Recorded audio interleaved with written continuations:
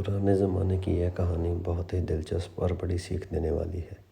उस ज़माने में राजाओं का राज हुआ करता था। भिन्न भिन्न प्रकार के राजा हुआ करते थे और विभिन्न प्रकार की उनकी आदतें हुआ करती थी।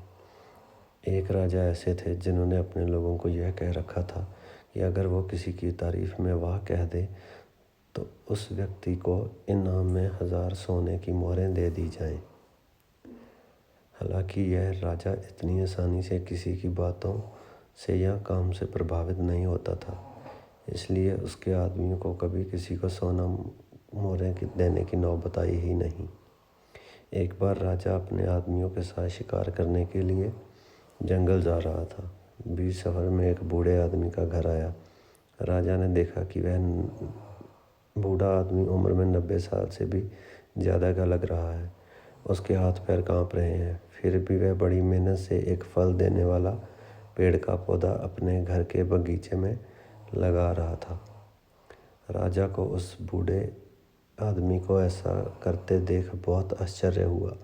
राजा का सोचना था कि बूढ़ा जो फल का पौधा लगा रहा है उससे अच्छी तरह से बड़े होकर फल देने में कम से कम 10 साल लग जाएंगे। बूढ़े आदमी की हालत देखकर लगता नहीं था कि वह शायद 1-2 साल और निकाल पाएगा। फिर बूढ़ा आदमी क्यों इतनी मेहनत और तकलीफ उठा रहा है? राजा अपने आदमियों के साथ उनके पास पहुंचा और उसने यही प्रश्न बूढ़े से किया।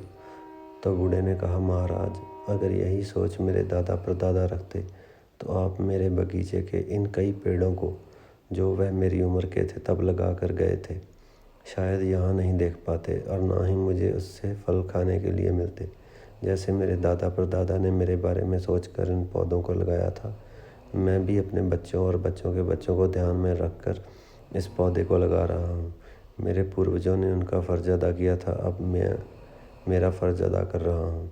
राजा ने जैसे ही बूढ़े आदमी के विचार सुने तो उसके मुंह से वाह निकल गया। राजा के आदमियों ने राजा के मुंह से वह शब्द सुनते ही उस बूढ़े आदमी को 1000 सोने की मोहरें की थैली इनाम के रूप में दे दी। 1000 सोने की मोहरें पाकर बूढ़ा आदमी बहुत खुश हो गया और उसने कहा कि देखिए महाराज, आप कहते थे कि यह पौधा मुझे शायद फल नहीं दे पाएगा, लेकिन इस पौधे ने तो मुझे आज ही सोने की मोहरों के रूप में फल दे दिया है।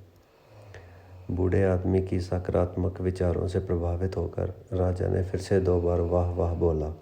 राजा के आदमियों को तो आदेश के अनुसार हर वाह शब्द के लिए 1000 सोना मोहरें देनी थी, इसलिए उन्होंने बूढ़े आदमी को 2000 सोने की मोहरें और दे दी।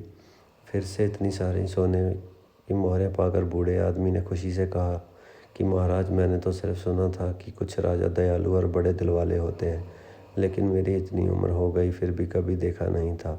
लेकिन आज पहली बार आपको देखा है तो इस बात पर विश्वास हो गया।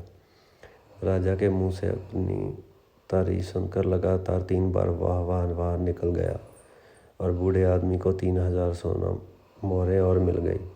दोस्तों, यह कहानी जितनी मज़ेदार है उतनी ही गहरी बात भी सिखाती है। यह कहानी हमें सिखाती है कि हर काम सिर्फ अपने मतलब के लिए नहीं करना चाहिए। जब हम कोई काम निस्वार्थ भाव से करते हैं या दूसरों का भला करने के लिए करते हैं तो उसका फल भी हमें ज़रूर और जल्दी मिलता है। इसलिए दोस्तों, निस्वार्थ बनो और भलाई करते रहो।